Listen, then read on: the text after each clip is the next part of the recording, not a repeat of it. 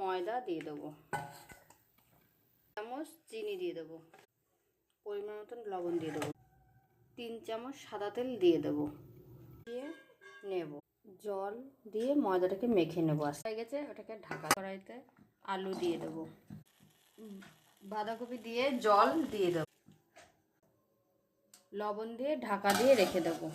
সিদ্ধ হয়ে গেছে, এটাকে মিক্সারে গ্রাইন্ড করে নেব। তেল দিয়ে দেবো, কালো জিরে দিয়ে দেবো, পেঁয়াজ দেবো, লঙ্কা দেবো, গোলমরিচ দেবো, একটু হলুদ দিয়ে দেবো, সামান্য একটু লবণ দিয়ে দেবো, বেটে রাখা বাঁধাকপি আলু দিয়ে দেবো, ধনেপাতা কুচি দিয়ে দেবো, পুর দিয়ে দেবো, বেলে নেব।